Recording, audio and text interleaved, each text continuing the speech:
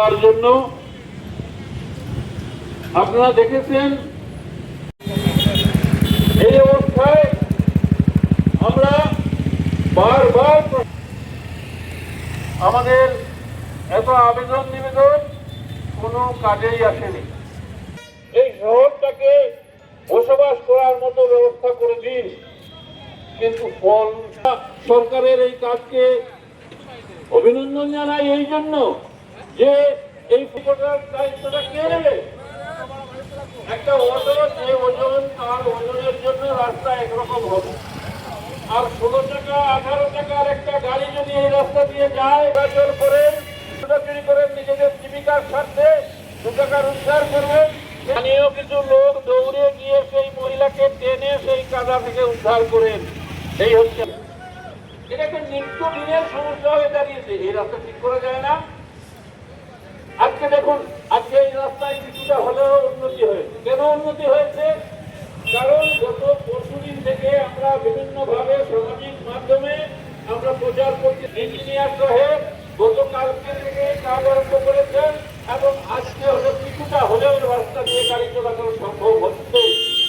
এই মুহূর্তে যখন এখানে ফ্লাইওভার তৈরির কাজ চলছে, আমরা এটা বলছি না যে এই মুহূর্তে একেবারে পাকা রাস্তা তৈরি করে দাও। আপনারা এগিয়ে আসুন। আজকে আমরা একটা সমাবেশ করছি এখানে, তার নাম দিয়ে অর্থাৎ আমরা সরকারকে ধন্যবাদ জানাবো। কেন ধন্যবাদ জানাবো? ধন্যবাদ জানাবো এই রাস্তায় ট্রাফিক জ্যাম সামলাতে না পারার জন্য আমরা সরকারকে ধন্যবাদ জানাবো।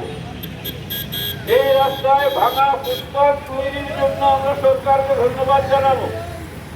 আমরা সরকারকে ধন্যবাদ জানাবো এই জন্যে যে সরকার আমাদের প্রতিদিনের জীবনযাত্রাকে নরকের সমান করে তুলেছেন। আজকে আমি এমন পর্যায়ে দাঁড়িয়েছি, এমন জায়গায় দাঁড়িয়েছি যে ন্যাশনাল হাইওয়ে 37-এ কাজ করাবার জন্য আমাদেরকে দাঁড়িয়ে সেই কঙ্কালময় রাস্তার সম্মুখে সরকারের প্রতি কৃতজ্ঞতা প্রকাশ করা হচ্ছে। বন্ধুগণ, আজকে যে পুলিশ ভাইরা, যে পুলিশের বোনরা 24 ঘন্টা অক্লান্ত পরিশ্রম করে মাথার ঘাম পায়ে ঝরিয়ে দেশ সেবা করে যাচ্ছেন, আজকে যদি রাস্তাটা ঠিক থাকতো আজকে এখানে ওদেরকে দাঁড়ানো উচিত ছিল না, প্রয়োজনও ছিল না।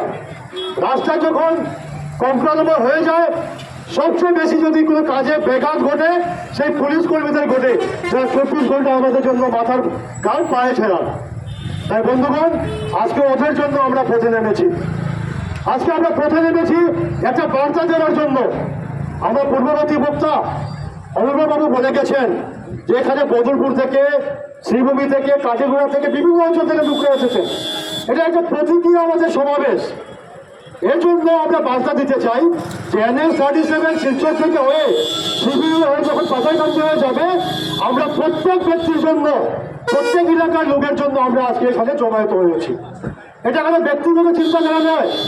আমরা সবার কথা চিন্তা করে আমরা জায়গায় জায়গায় কৃতজ্ঞতা প্রকাশ করছি। অন্তত সরকার এই কৃতজ্ঞতা প্রকাশ করার পরে যেভাবে মেহেরপুরে কাজ করেছে, NH 37-এও কাজ করে যাবে। বন্ধুগণ, আজকে এমন একটা প্রথা হয়ে গেছে, আমরা যদি হাল্লা করি না তাহলে কাজ হয় না।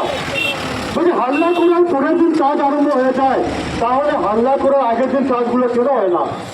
যদি আপনাদের সেই ক্ষমতা থাকে, সেই দক্ষতা থাকে কাজ করানোর, তাহলে আন্দোলন ছাড়া কেন কাজগুলো হচ্ছে না? আজকে যারাই আমরা দাঁড়িয়েছি, যারা আজকে এই সমাবেশে সামিল হতে পারেননি, প্রত্যেক কিন্তু ট্যাক্স পেয়ার। ডাইরেক্টলি আর ইনডাইরেক্টলি আমরা ট্যাক্স পে করি। আমাদের ট্যাক্স পেয়ার্স মানি দিয়ে রাস্তা তৈরি হয়, নালা নর্দমার কালভার তৈরি হয়, ফ্লাইওভার তৈরি হয়। তাহলে আমরা কেন কাগজ বিরোধী করছি? কেন আমরা হাল্লা চিৎকার করতে হচ্ছে? কেন আমাদের বয়স্ক লোকদের কাছে রাস্তায় দাঁড়াতে হচ্ছে? কেন NH 37-এর জন্য আমাদেরকে কথা বলতে হচ্ছে? NH 37-এর জন্য বলুন বা বিভিন্ন NH-এর জন্য বলুন, বিভিন্ন আইন আছে। আজকে NH 37-এ যে কোনো NH-এ একটা গর্ত হতে পারে না, এটা আইন আছে। আমরা কি দেখছি?